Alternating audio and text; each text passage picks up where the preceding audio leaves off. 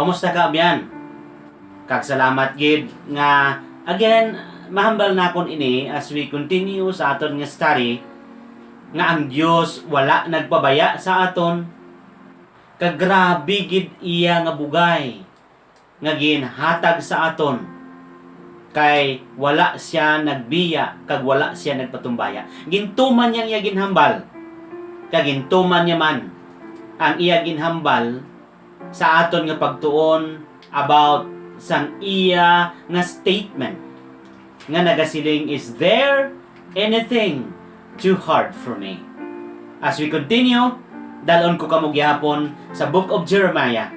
Jeremiah chapter 32 sa verse 27 nga nagasiling, Behold, I am the Lord, the God of all flesh.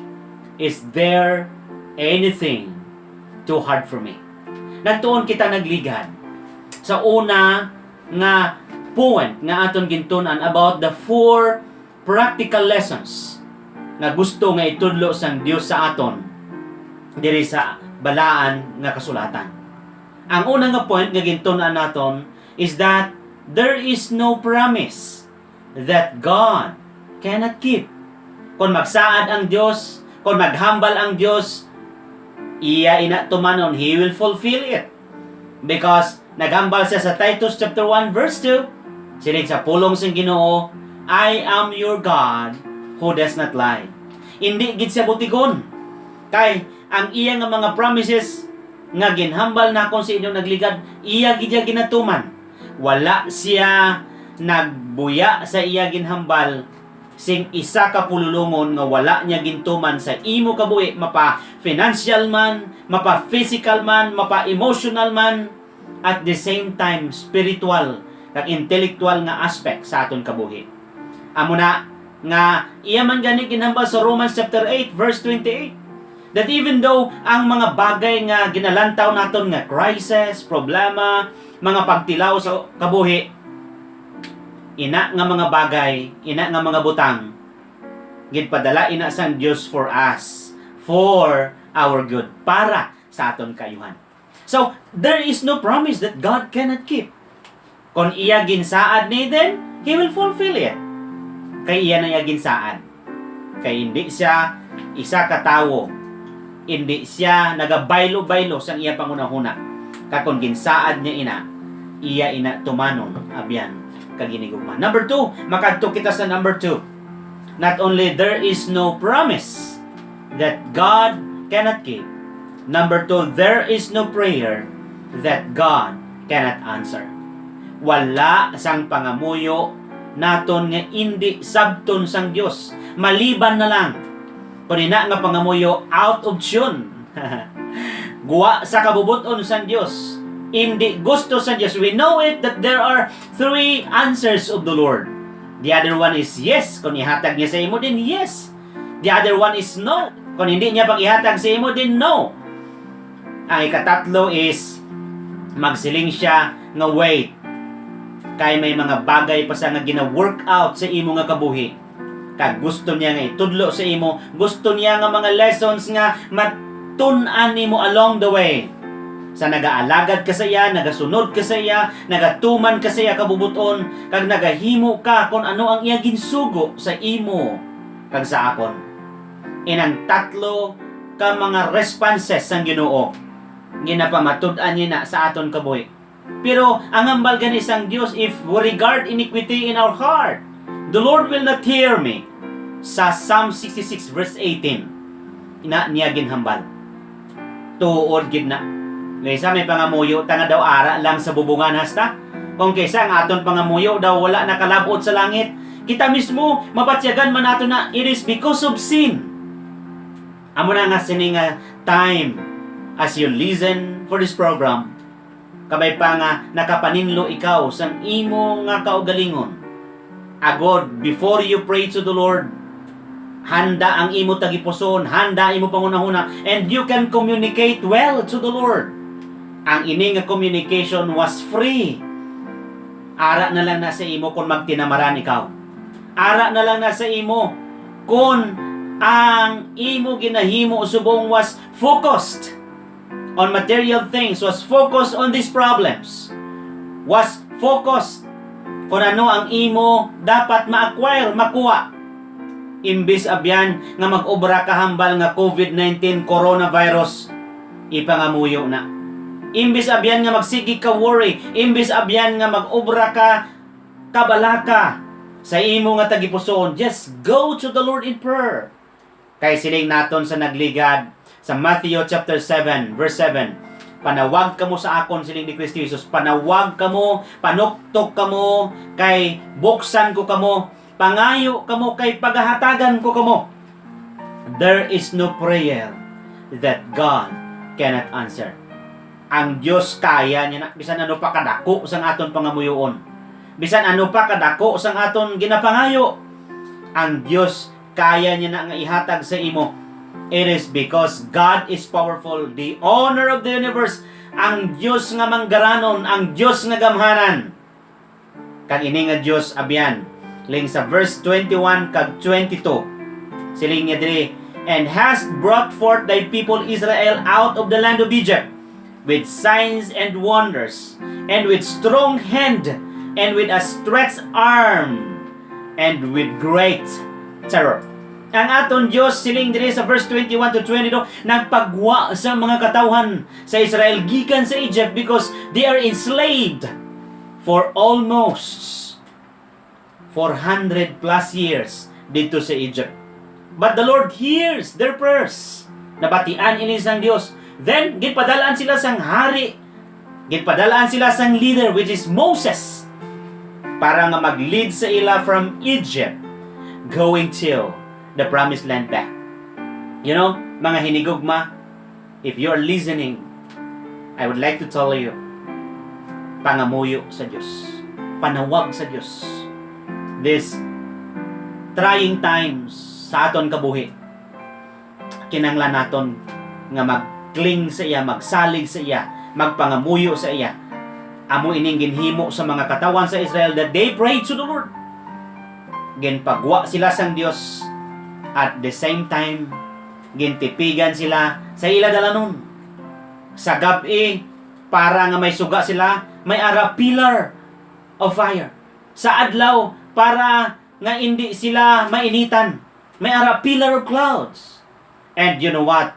Ini nagahambal sang protection sa Ginoo. Wala sila pagkaon, ginprovidean sila sang manna in the wilderness. Gintagaan sila sang umbok para sa ilang sudan. Wow! That is your God. That is my God. That is the God that we believe for.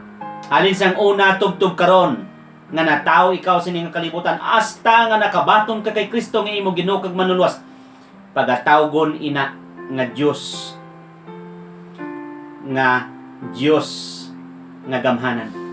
Kag wala niya ikaw ginpabayaan, wala niya ko patumbayaan. That's why the people of Israel prayed earnestly and sincerely. Then God answers their prayers and fulfills His promises to them. You know, diri man sa Jeremiah 33:3, ginhambal ko na ni, nga sila niya, call unto me and I will answer thee and show thee great and mighty things. John 14:13, sa Matthew 21:22, kag many other verses nga nagahambal about prayer. Because prayer is a very important thing. Number 3, second to the last. Siling niya, there is no problem that God cannot solve. Anong mga problema nimo karon? Anong mga bagay nga nag-struggle sa imo, nag-bother sa imo kabuhi? Anong mga butang ang imo ginhimo nga na-fail ikaw? Ano nga mga bagay nga na-involve ikaw sa problema? Ang Diyos maghahatag solusyon sina sa imo. Kung naga-encounter na ko some problems in life, the Lord will give me solutions. Iyan na iya saan. Iyan na iya ginhambal. Because number 3, there is no problem that God cannot solve. Sa verses 18, 19, and 20, nagahambal ini sa ang aton Diyos who is omniscient. Omniscient. It is because nakabalo siya sa tanan. You know, ini nga Diyos, sila nakon kagina, there is no prayer that God cannot answer. Ini nga Dios kung mangayo ka bulig sa iya, mag-share ka sa iya, kay may problema ka, kaya niya nga solve ni kag sabton. Nami ni nga Dios kay sa iya nga mga move sa aton nga kabuhi. Ginatry niya nga ma-please kita, ginatry niya nga magmabakod kita, ginatry niya nga ipakita ang iya nga pagkagamhanan, ang iya nga omniscience, ang iya nga control to our lives. And you know what, abyan? Sa iya nga pag-solve sini, hindi siya pareho sa isa ka tawo nga sa diin ang tao kung sugiran mo sang problema mo, ipangutso-kutso ka. Ang tao kung sugiran mo sang kung ano nga mga bagay nga confidential nga isugid mo, kung kisa kalaton na, kalabot na sa iban, sa piyak. But the Lord is not like that. Ang Lord naton, ang Diyos naton, in this kind of statement nga ginhambal about our problems. Everybody has a problems. I know that. We know that. But ini nga klase nga problem, madula lang ini sa Diyos, masolve lang ini sa Diyos. Kay ini nga problema, hapos kaayo ini solbaron sa Diyos. Omniscience, all-powerful siya, omnipresent siya. Ara siya lang da sa imo tupad. Nagahulat nga tawgo nimo, nagahulat nga mangayo ikaw sang bulig, so that nga masolve ang imo problema kadang akon nga problema. Kung kay sabyan, ang balon ta kasi ni nga time, gusto naton nga kita-kita lang magsulbar sa naton problema. Gusto naton nga itingwaan nga masarangan naton, tingwaan naton nga aton-aton lang. Pero that kind of strength, that kind of capacity, that kind of enablement, hindi na kaya nimo. Pero kaya ina sang Dios, because God is able. May mga bagay sa imo kabuhi nga nagaproblema ikaw karon. Ayan, probably subong nga panahon, bisan na quarantine ka na sa sulod sa imo panimalay, pirmi kag gyapon pahubog. Ang Dios sulbaron niya. Damo kag gyapon bisyo, nagagamit kag gyapon sang drugs, homosexual ikaw, adulterous ikaw, tanan nga sahi isang problema, tanan nga mga bagay nga nagabother sa imo panguna-una, kag sa imo nga tagipusoon, promise niya sa Ginoo nga iya ina sulbaron. All you have to do, palapit sa iya, pangayo bulig sa iya, panawag sa iya, because that is a very important thing nga mahimo nimo kag makita nakon. You know, kung magpalapit ka sa iya, agod nga magpangayo sang bulig, nagapakita ina that you need Him. Nagapakita ina nga gamhanan siya. Nagapakita ina nga nagtuo ka sa iya. Kay kon magpalapit ka sa iya, botsing ganon, kinanglanon mo siya. Kung hindi ka magpalapit sa iya, botsing ganon, hindi mo siya kinahanglanon. Ara lang da siya. Is just a call away. Tawag bala sa iya. Is just a text away. Kung may cellphone ang Diyos, pwede ka ka-text sa iya.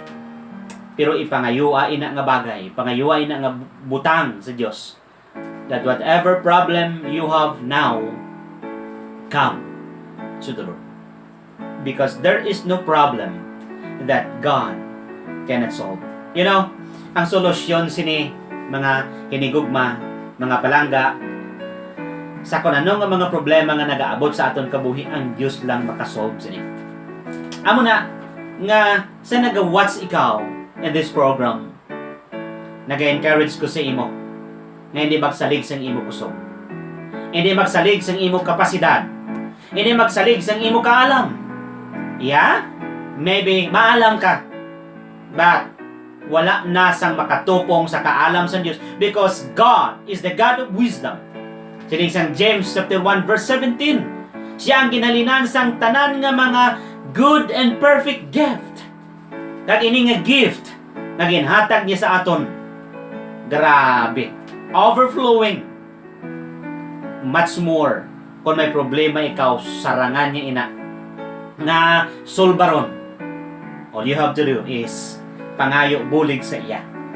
panawag sa iya kay sabto niya ka. Katapusan, and I'll close with this. There is no person that God cannot save. Ako, sa nagabasa ako sa Jeremiah, at the same time, sa pila ka mga verses, especially, say for example, sa verse 28, 19, 30, hasta sa 39, ako ya personally nagapati nga si King Nebuchadnezzar nakakilala sa Diyos. It is because sining sang Daniel chapter 4, verse 34 to 37, Nebuchadnezzar turned to the Lord. And at the same time, he believed in the Lord. Nagkilala siya, nagtuo siya sa Diyos. Isa ka tao, isa ka hari nga idolatros, isa ka tao, isa ka hari nga disobedient. Kag wala nagahigugma sa Diyos. Pag-abot sang milagro nga si Shadrach, Meshach, kag Abednego, naging tagbong niya dito sa 7 times heater nga kalayo. Wala na sunog. Kag nakita niya tong isa nga nakita niya ang Diyos dito nga nagprotect, nagupod sa kay Shadrach, Meshach, kag Abednego.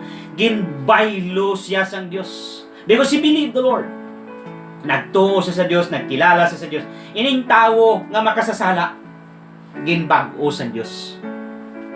Ikaw abyan bisan ano kadako sing imo sala. For this time, kung magpalapit ikaw sa Diyos, humbly, paubos ang imo ko galingon, kag magsiling, Lord, makasasala ako. Lord, patawara ako sang akon mga sala. Tinlui ang akon tagipusoon. Kuha ining akon sala nga na-inherit nakon from Adam. Kagang sala nga na-commit nakon sa adlaw-adlaw sang akon nga pagpangabuhi. Lord, patawara ko. Kung i-surrender mong imo kabuhi, kag imuon mo na nga prayer, ang Diyos magasabat kag siling sang pulong sang Diyos. Maangkon mo ang pagkaanak sang Diyos. Maangkon mo sa John 3:16, for God so loved the world that He gave His only begotten Son, that whosoever believes on Him shall not perish, but have everlasting life. Maangkon mo ang kabuhi nga walay katapusan. Kung nagtuo ka sa iya, nagkilala ka sa iya, abyan, these trying times, isecure imo kabuhi. Batuna si Jesus Christ. Tuohi si Jesus Christ. It is because Jesus alone can save us. Makahatag siya sa aton sang kaluwasan, makaluwas siya sang aton kalag. Kag sa tapos ini nagsaad siya sa John chapter 14, verse 2, in my Father's house are many mansions. Dalon niya kita dito. Siling niya, if it were not so, I would not have told you. Kag siling niya, kung hindi nito, hindi ko ni pag-isugid sa inyo. Subong, mabalik ako liwat, kay kung diin ako, dito man kamo. Himo ana nga decision abyan. Kay ginluwas gani sang Dios ang mga tawo nga makasasala. How much more ikaw? How much more ako? Kuya nakabato nako kay Jesus Christ. Na-surrender ko na akong kabuhi. Ikaw, gina-challenge ka, bato na siya, tuuhi siya, ngayon mo Ginoo kag personal nga manuluwas. Kakabay pa nga ang Diyos mag-bless sa imo, sa aton tanan, sini nga mensahe. Kita next time. Madamo gid nga salamat. God bless us.